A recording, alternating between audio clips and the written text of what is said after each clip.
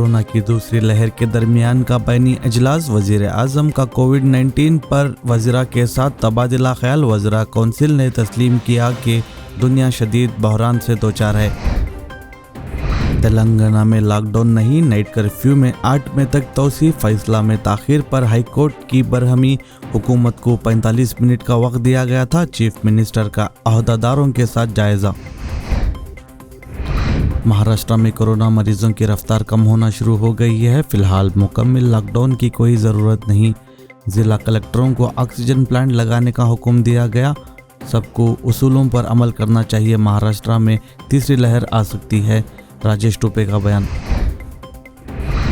Delhi high court का तल्ख तबसरा। Corona काबू पाने में सरकार पूरी तरह नाकाम। ये कोई आम जद्दोजहद नहीं बल्कि कोरोना के खिलाफ जंग है। किसी ने भी नहीं सोचा था कि कोरोना इस तरह हमलावर होगा। रेमडेसिविर इंजेक्शन की कालाबाजी करने वालों को गिरफ्तार करने के लिए वजीर आला येडियुरप्पा की हिदायत। रियासत भर में शमशान घाट के लिए 230 एकड़ जमीन तहसीलदारों के जरिए तकसीम करने की हिदायत। आर अशोक का बयान। यूथ कांग्रेस की तरफ से कांग्रेस केयर्स मुफ्त एम्बुलेंस सर्विस। शहर भर में 24 घंटे ये खिदमत फराहम की जाएगी। मोहम्मद नलपाट का बयान।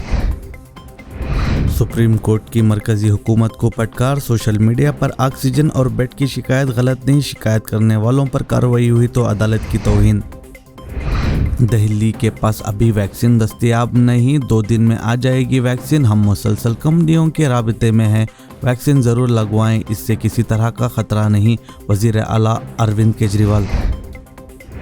बिहार में कोरोना के रिकॉर्ड नए केसेस। नाइट कर्फ्यू के बावजूद 24 घंटे में 15,000 से ज़ायद नए मामले। पटना की हालत इंतहाई ख़राब।